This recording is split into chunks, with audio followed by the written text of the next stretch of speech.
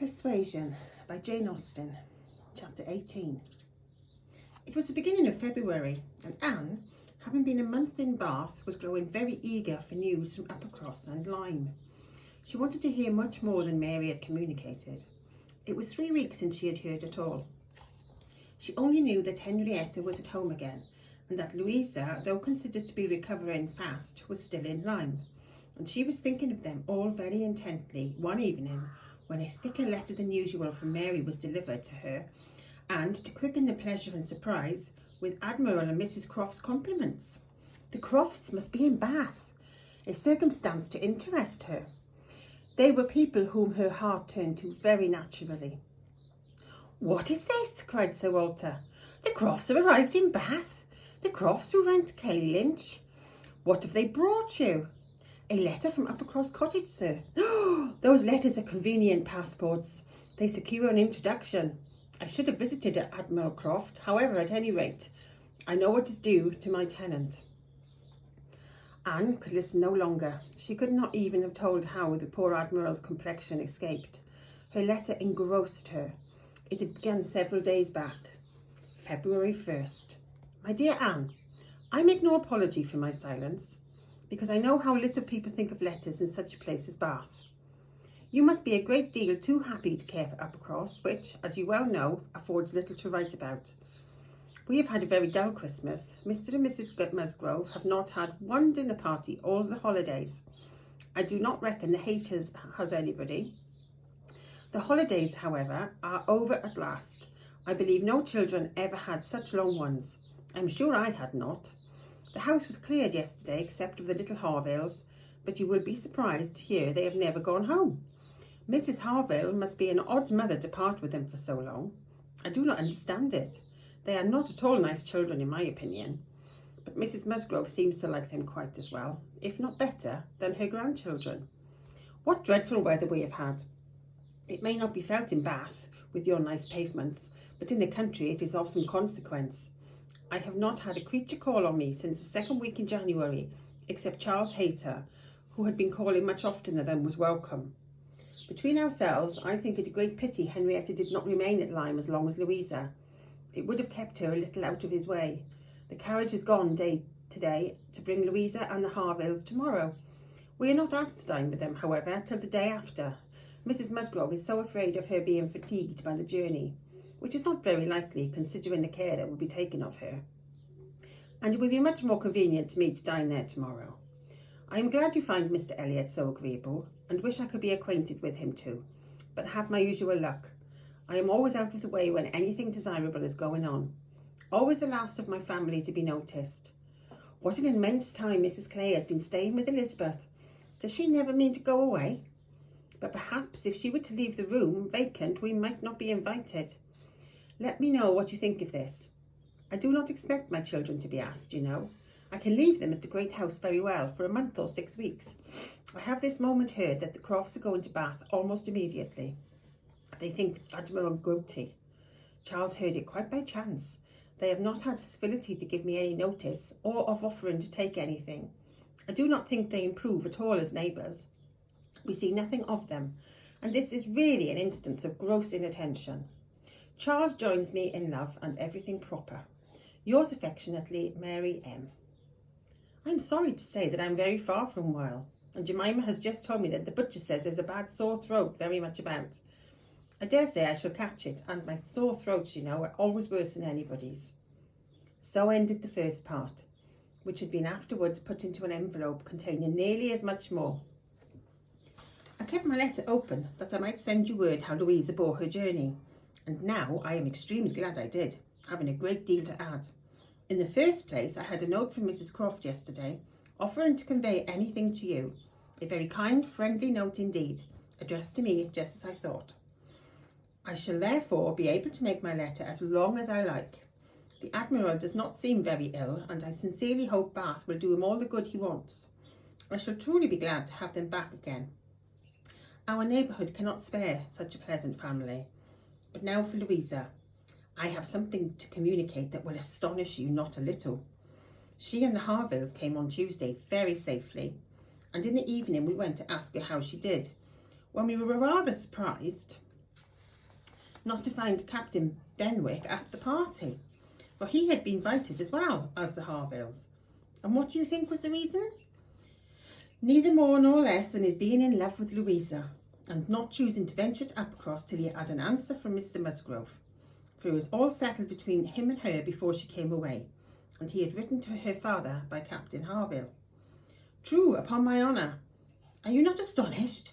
I should be surprised at least if you ever received a hint of it, for I never did. Mrs. Musgrove protests solemnly that she knew nothing of the matter. We are all very well pleased, however, for though it is not equal to her marrying Captain Wentworth, it is infinitely better than Charles Hayter, and Mr. Musgrove has written his consent, and Captain Benwick is expected today. Mrs. Harville says her husband feels a good deal on his poor sister's account, but, however, Louisa is a great favourite with both. Indeed, Mrs. Harville and I quite agree that we love her the better for having nursed her. Charles wonders what Captain Wentworth will say, but if you remember, I never thought him attached to Louisa. I never could see anything of it. And this is the end, you see, of Captain Benwick's being supposed to be an admirer of yours. How Charles could take such a thing into his head was always incomprehensible to me. I hope he will be more agreeable now. Certainly not a great match for Louisa Musgrove, but a million times better than marrying among the Hayters. Mary need not have feared her sister's being in any degree prepared for the news. She had never in her life been more astonished. Captain Benwick and Louisa Musgrove. It was almost too wonderful for belief, and it was with the greatest effort that she could remain in the room, preserve her calmness, and answer the common questions of the moment. Happily for her, they were not many. Sir Walter wanted to know whether the Crofts travelled with 4 horses, and whether they were likely to be situated in such a part of Bath as it might suit Miss Elliot and himself to visit in, but had little curiosity beyond. How is Mary? Said Elizabeth, and without waiting for an answer. And pray, what brings the Crofts to Bath? They come on the Admiral's account. He is thought to be gouty. Gout and decrepitude, said Sir Walter. Poor old gentleman. Have they any acquaintance here? I do not know, but I can hardly suppose that as Admiral Croft's time of life, and in his profession, he should not have many acquaintances in such a place as this.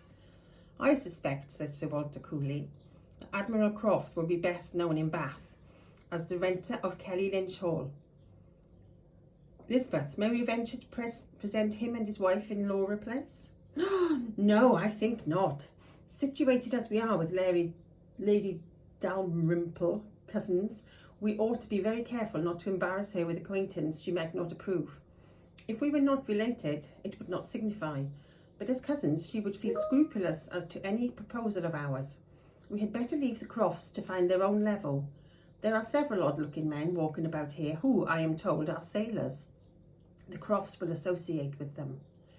This was Sir Walter and Elizabeth's share of interest in the letter. When Mrs. Clay had paid her tribute of more decent attention in an inquiry after Mrs. Charles Musgrove and her fine little boys, Anne was at liberty. In her own room she tried to comprehend it. Well, might Charles wonder how Captain Wentworth would feel.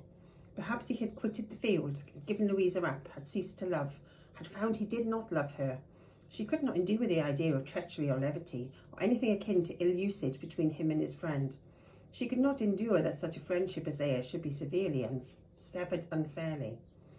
Captain Benwick and Louisa Musgrove. The high-spirited, joyous talk in Louisa Musgrove, and the dejected, thinking, feeling, reading Captain Benwick, seemed each of them everything that would not suit the other. They are minds most dissimilar. Where could have been the attraction? The answer soon presented itself. It had been in situation. They had been thrown together several weeks. They had been living in the same small family party since Henrietta's coming away. They must have been dependent almost entirely on each other, and Louisa, just recovering from illness, had been in an interesting state, and Captain Benwick was not inconsolable. That was a point which Anne had not been able to avoid suspecting before, and instead of drawing the same conclusion as Mary from the present course of events, they served only to confirm the idea of his having felt some dawning of tenderness toward herself. She did not mean, however, to derive much more from it to gratify her vanity than Mary might have allowed. She was persuaded that any tolerably pleasing young woman who had listened and seemed to feel for him would have received the same compliment. He had an affectionate heart. He must love somebody. She saw no reason against their being happy. Louisa had a fine naval fervour to begin with, and they would soon grow more alike. He would gain cheerfulness, and she would learn to be an enthusiast for Scott and Lord Byron. Nay, that was probably learnt already. Of course they had fallen in love over poetry. The idea of Louisa Musgrove turned into a person of literary taste and sentimental reflection was amusing, but she had no doubt of it being so. The day at Lyme, the fall from the cob, might influence her health, her nerves, her courage, her character to the end of her life as thoroughly as it appeared to have influenced her fate. The conclusion of the whole was that if the woman who had been sensible of Captain Wentworth's merits could be allowed to prefer another man, there was nothing in the engagement to excite lasting wonder, and if Captain Wentworth lost no friend by it, certainly nothing to be regretted. No, it was not regret which made Anne's heart beat in spite of herself and brought the colour into her cheeks when she thought of Captain Wentworth unshackled and free. She had some feelings which she was ashamed to investigate. They were too much like joy, senseless joy. She longed to see the Crofts, but when the meeting took place, it was evident that no rumour of the news had yet reached them. The visit of ceremony was paid and returned, and Louisa Musgrove was mentioned, and Captain Benwick too, without even half a smile. The Crofts had placed themselves in lodgings in Gay Street, perfectly to Sir Walter's satisfaction. He was not at all ashamed of the acquaintance, and did, in fact, think and talk a great deal more about the Admiral than the Admiral ever thought or talked about him. The Crofts knew quite as many people in Bath as they wished for, and considered their intercourse with the Elliots as a mere matter of form, and not in the least likely to afford them any pleasure. They brought with them their country habit of being almost together, always. He was ordered to walk to keep off the gout, and Mrs. Croft seemed to go shares with him in everything, and to walk for her life to do him some good. Anne saw them wherever she went.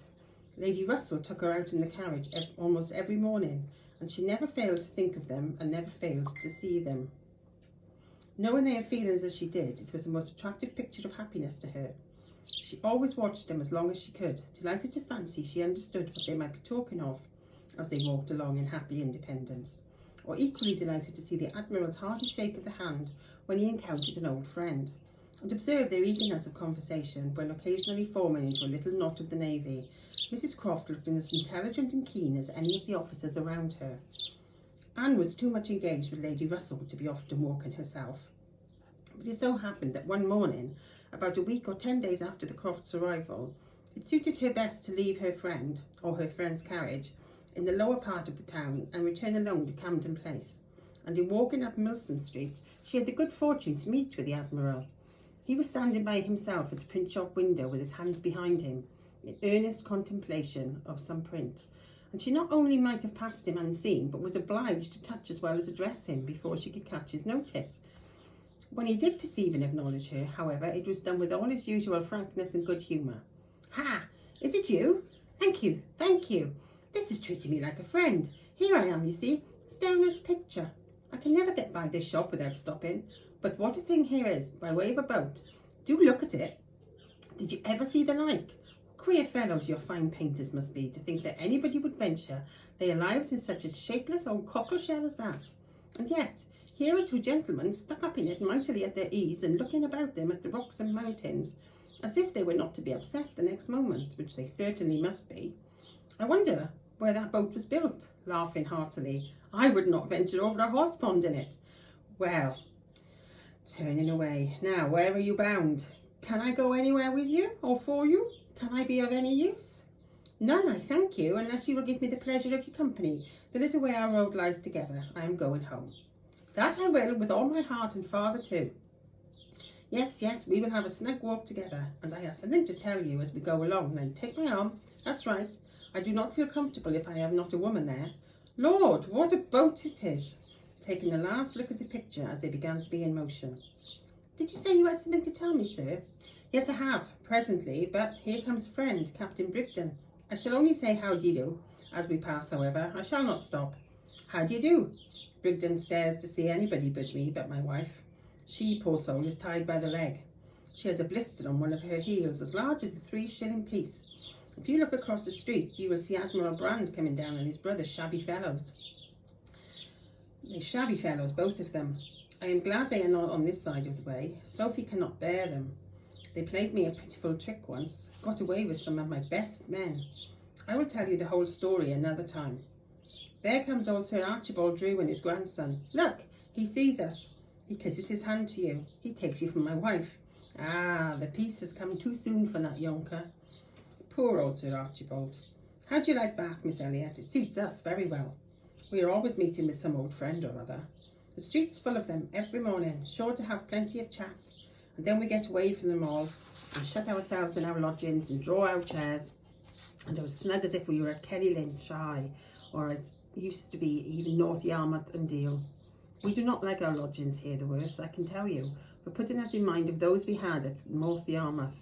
The wind blows through one of the cupboards just in the same way. When they got a little farther, Anne ventured to press again for what he had to communicate. She hoped, when clear of Milson Street, to have her curiosity gratified. But she was still obliged to wait, for the Admiral had made up his mind not to begin till they had gained the greater space and quiet of Belmont. And as she was not really Mrs. Croft, she must let him have his own way. As soon as they were fairly ascending Belmont, he began. Well, now you shall hear something that will surprise you. But first of all, you must tell me the name of the young lady I am going to talk about. That young lady, you know, that we have all been so concerned for. The Miss Musgrove, that all this has been happening to. Her Christian name. I always forget her Christian name. Anne had been ashamed to appear to comprehend so soon as she really did. But now she could safely suggest the name of Louisa. Aye, Miss Louisa Musgrove, that is the name. I wish young ladies had not such a number of fine Christian names. I should never be out if they were all Sophies or something of that sort.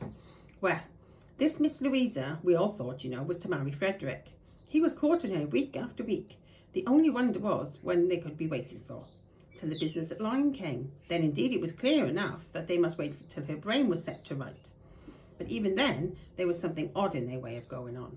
Instead of staying at Lyme, he went off to Plymouth, and then he went off to see Edward. When we came back from Minehead, he had gone down to Edward's, and there he has been ever since. We have seen nothing of him since November. Even Sophie could not understand it. But now the matter has taken the strangest turn of all. For this young lady, the same Miss Musgrove, instead of being to marry Frederick, is to marry James Benwick. You know James Benwick. A little. I am a little acquainted with Captain Benwick. Well, she is to marry him. Nay, most likely they are married already, for I do not know what they should wait for. I thought Captain Benwick a very pleasing young man, said Anne, and I understand that he bears an excellent character. Oh, yes, there's not a word to be said against James Benwick. He is only a commander, it is true, made last summer, and he's a bad time for getting on, but he has not another fault that I know of. An excellent, good-hearted fellow, I assure you. Very active, zealous officer too, which is more than you would think for, perhaps, for that soft sort of manner does not do him justice. Indeed, you are mistaken there, sir. I should never augur want of spirit of Captain's manners. I thought them particularly pleasing, and I will answer for it, they would generally please. Well, ladies are the best judges, but James Benwick is rather too piano for me, and though very likely it is all our partiality, Sophie and I cannot help thinking Frederick's manners better than his. There is something about Frederick more to our taste. Anne was caught. She had only meant to oppose the too common idea of spirit and gentleness being incomparable with each other, not at all to represent Captain Benwick's manners as the very best it could possibly be. And after a little hesitation, she was beginning to say, I was not entering into any comparison of the two friends, but the Admiral interrupted her with, and the thing is certainly true. It is not a mere bit of gossip. We have it from Frederick himself. His sister had a letter from him yesterday in which he tells us of it, and he had just had it in a letter from Harville, written upon the spot from Uppercross. I fancy they are all at Uppercross. This was an opportunity which Anne could not resist. She said, therefore, I hope, Admiral, I hope there was nothing in the style of Captain Wentworth's letter to make you and Mrs. Croft particularly uneasy. It did seem last autumn as if there were an attachment between him and Louisa Musgrove. But I hope it may be understood to have worn out on each side equally and without violence. I hope this letter does not breathe the spirit of an ill-used man. Not at all. There was not an oath or a murmur from beginning to end. Anne looked down to hide her smile. No, no, Frederick's not a man to whine and complain. He has too much spirit for that. If the girl likes another man better, it is very fit she should have him. Certainly, but what I mean is that I hope there is nothing in Captain Wentworth's manner of writing to make you suppose he thinks himself ill-used by his friend, which might appear, you know, without me being absolutely said. I should be very sorry that such a friendship as has subsisted between him and Captain Benwick should be destroyed, or even wounded, by a circumstance of this sort. Yes, yes, I understand you, but there is nothing at all of that nature in the letter. He does not give the least fling at Benwick, does not so much as say, I wonder at it. I have a reason of my own for wondering at it. No, you would not guess from his way of writing that he had ever thought of this what's her name, for himself. He very handsomely hopes they'll be very happy together, and there is nothing very unforgiving in that, I think. Anne did not receive the perfect conviction which the Admiral meant to convey, but it would have been useless to press the inquiry further. She therefore satisfied herself with commonplace remarks or quiet attention, and the Admiral had it all his own way. Poor Frederick, said he at last. Now he must begin all over again with somebody else. I think we must get him to Bath. Sophie must write and beg him to come to Bath. Here are pretty girls enough, I am sure. It would be no use to go to Uppercross again, for that other Miss Musgrove, I find, is bespoke by her cousin, the young parson. Do you think, Miss Elliot, we had better try to get him to Bath?